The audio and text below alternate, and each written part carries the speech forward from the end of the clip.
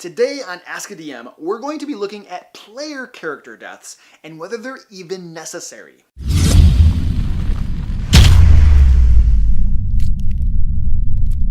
Hey, Lucart here. So I have been a Dungeon Master since high school, and in my Ask a DM series, I answer questions from other DMs. So if you've got a question about your games or maybe a problem that you're having, please let me know down in the comments. Neil from Facebook asks, I killed my first character tonight. I feel so guilty. How do you guys do it? Alright, so first of all, I want to say that you as the Dungeon Master are not personally killing the character. There are lots of things going on in the game. I mean, player characters die. It's a thing that happens. It is part of the game. It's a normal part of the game, and there's lots of good things that actually come about from characters dying, and I'll get into that in a little bit, but the first thing to know is that it's not your fault, right? You shouldn't feel guilty, unless of course you did things to arrange that death on purpose, and then maybe you should feel guilty. I mean, sometimes crap happens, right? The dice roll really poorly for the characters, or the players, and the dice roll really well for the enemies. Sometimes the players make really bad decisions, and if they decide to go into the dragon's lair to get the gold, and it's like an ancient red dragon, and they're all level 4, and they have no chance at all, well, that was a bad decision, and I'm not sure that you should feel bad about that. Oh, by the way, I make D&D videos every week to help Dungeon Masters run awesome games, so if you want to level up your game, consider subscribing. But all of that said, even though it's a part of the game, it's a normal part of the game, it's still easy to feel guilty as a Dungeon Master. I know it's easy to feel guilty because I've been there myself. I've felt guilty when players have died, when players' characters have died. Because the thing is that a player character represents a lot of time and effort. It might represent months or years of role-playing, of developing that character, of leveling up, and it's easy to become attached to that character, and especially if the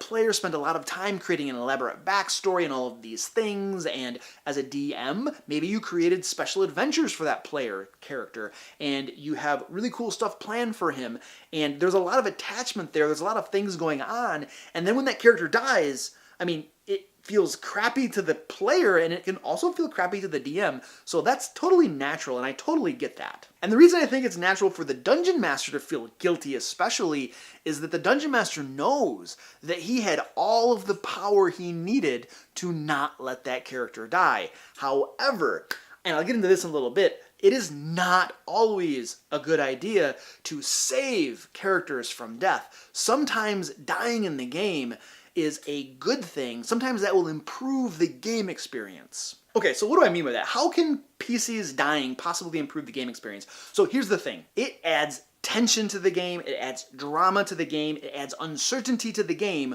when your players believe that death is a possibility. And here's the thing, if a player character never dies, and if you always save them from death, and they've gone years playing the game, and player characters never die at all, then your players kind of get the idea, and rightly so, that in the game Luke runs, nobody ever dies, therefore he would never dare kill us, therefore we can do crazy stupid things, and he's always going to save us from death, and that takes away the tension, the drama, the excitement. Nobody's ever on nerve's edge, right? Nobody ever is worried about dying. Nobody is ever like tense and like actually really legitimately nervous because you know that we're not going to die. Our Dungeon Master's going to save our bacon. He's saved our bacon so many times before. And that, in my opinion, really takes away a critical, important part of role-playing. Killing PCs, not intentionally killing them, but just allowing the possibility for them to die and not saving their bacon will improve your games. It will make it a better game experience for your players, introducing some of this tension into your game. Will the heroes die? Will they survive? Will they make it? These are important questions, and if the answer to that question is always a shut and close case because the players know, of course they'll always beat the bad guy, they'll never fail, they'll always win, then that that takes something out of the game, in my opinion. So yeah, what about you? I mean, what do you think? Let me know down in the comments if you think that player characters dying is an important part of the game, or if you prefer to avoid it. Alright, so let's assume that you've decided that PC death is going to be a possibility in your games. Then the very first thing you probably want to do, especially if you haven't run your games that way before, is let your players know, explain to them, hey you guys, I'm running kind of like a more realistic game, and what I'm going for here is all that stuff I just got done explaining, and your character dying is a legitimate thing. It could actually happen. So I just want to let you guys know that make good decisions, do things that aren't foolish, right? And if you run into a big dragon, you might want to run away. Let your players know, get out in front of the game, what the expectations are. This is often done at like a session 0. This is going to avoid lots of problems in the future, right? By just getting that out there. And then of course, the next thing you're going to want to do is when a PC does die, resist the urge to save him, right? Let it happen. Just let it happen and then deal with it. And here's the thing. Once you've done it once or twice and it's happened, then it gets easier, right? Everybody just kind of gets used to it to a certain extent. Like, you never want to totally get used to it, right? But it gets easier and easier once it's actually happened. And if you think that player characters dying can actually improve the game, then hit that thumbs up button down below. And here's the other thing, you guys. I mean, your player might be a little bit down or upset once his PC dies, but that's going to pass, right? And he's going to get over that because, I mean, a lot of times, I know my players at least, they get really excited about building new characters. They have all of these ideas for different classes they could play, different combinations and stuff. And if you have that same PC for like 2 years, then you never get to experiment with those things. So what I found in my experience is that dying is kind of sucky for maybe a half hour or so. And then the player starts to think, oh no, wait, no, I really want to try out this like warlock idea that I've had, or this, that, or the other. And then that little bit of like depression maybe turns into excitement as they start to get excited about the next character they're going to play.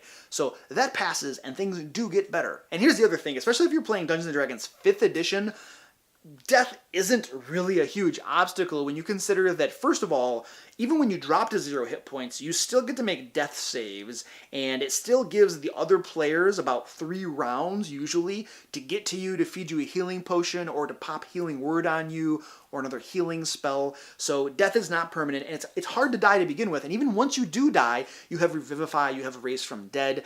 I have found in my experience that once player characters get to about 5th level, death is not permanent. They have the resources at their disposal to raise somebody who has fallen. Unless, of course, you're running a game where death is permanent and you can't raise them from the dead. I guess that's a whole other thing. But at least in D&D 5e, it's not a big deal. My PCs die frequently enough that we all just kind of are like, whatever. And then the paladin runs over and does Revivify, and there he's back again, and it's all good. One thing I do want to be very clear about is that make sure that you're not intentionally killing PCs as part of these elaborate DM screw jobs that you contrive. Because killing them on purpose, premeditating their deaths, and planning on doing it is something that is almost guaranteed to piss your players off. I mean, seriously, that's DM Screwjob 101, and most of the time players don't like that crap, so I wouldn't go there, honestly. Remember, I make Dungeons & Dragons videos every week with the goal of helping dungeon masters run awesome games, so if you want to level up your game, consider subscribing. If you found this video useful, hit that thumbs up button, and share it with somebody that you think might find it helpful. As always, if you have any questions about dungeon mastering, or have some issues with your game and you just need some help, let me know down in the comments. I'm always happy to help. And until next time, let's play D&D.